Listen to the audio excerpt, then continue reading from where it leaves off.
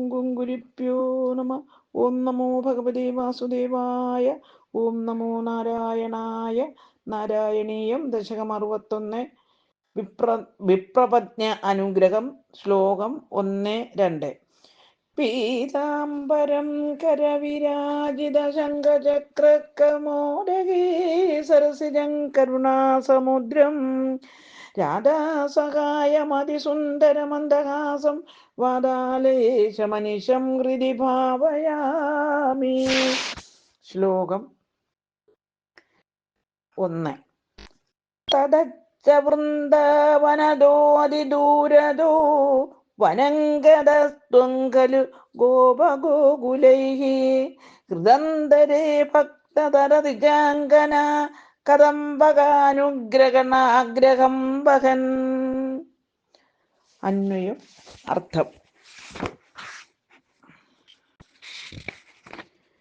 തദാച്ച അതിനുശേഷം, ത്വം അങ്ങേ, ഹൃദന്തരേ മനസ്സിൽ, ഭക്തതര ദ്വിജാംഗന കദംബകാനുഗ്രഹണ ആഗ്രഹം, ഏറെ ഭക്തകളായ ബ്രാഹ്മണ സ്ത്രീകളുടെ സമൂഹത്തെ അനുഗ്രഹിക്കുന്നതിനുള്ള അഭിലാഷത്തെ വഹിക്കുന്നവനായി ഗോപഗോകുലൈ ഗോപന്മാരോടും ഗോക്കളോടും കൂടി വൃന്ദാവനത്തിൽ നിന്ന് അതിദൂരതക ഏറെ അകലെ സ്ഥിതി ചെയ്യുന്ന വനത്തെ ഗത ഖലു ഗമിച്ചുവല്ലോ. ഹരിയോ. സാരം: ഗോപ വനിതമാരെ അനുഗ്രഹിച്ച് കഴിഞ്ഞതിന് ശേഷം ഭഗവാൻ അഗ്രഗണ്യകളായ ബ്രാഹ്മണ സ്ത്രീകളെ അനുഗ്രഹിക്കുവാനായി വൃന്ദാവനത്തിൽ നിന്നും അതിദൂരത്തിൽ വർത്തിക്കുന്ന വനത്തിലേക്ക് പോയി. ഹരി. ഓം ഗുങ്കുരുപ്യോ നമ. ഓം നമോ ഭഗവതേ വാസുദേവായ. ഓം നമോ നാരായണായ. ശ്ലോകം 2.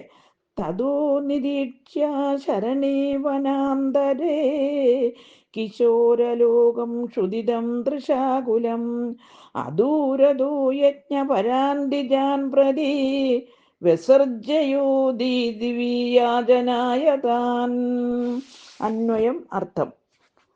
തഥാ പിന്നീട്, ത്വം അങ്ങേ, അശരണേ ആശ്രയമൊന്നുമില്ലാത്തവനും, വനാന്തരേ കാട്ടിനകത്തെ, ക്ഷുദിതം വിശക്കുന്നവരും, തൃഷാകുലം ദാഹം കൊണ്ട് ക്ലേശിക്കുന്നവരുമായ കിശോരലോകം കുട്ടികളെ നിരീക്ഷ കണ്ടിട്ട്, അദൂരത അധികം ദൂരത്തിലല്ലാതെ, യജ്ഞപരാൻ യജ്ഞത്തിൽ തത്പരരായ, ദ്വിജാൻ പ്രതി ബ്രാഹ്മണരോട്, ദീദിവി യാചനായ ചോറ് യാചിക്കുന്നവനായി, താൻ അവരെ വിസർജയ പറഞ്ഞയച്ചു. ഹരിവു. സാരം: വൃന്ദാവനത്തിലെത്തിയ ഭഗവാൻ കൂട്ടത്തിലുണ്ടായിരുന്ന ഗോപ ബാലന്മാരെല്ലാം വിശപ്പും ദാഹവും പൊറുക്കാതെ കഷ്ടപ്പെടുന്നതും, അകലെ അല്ലാതെ ബ്രാഹ്മണർ യജ്ഞം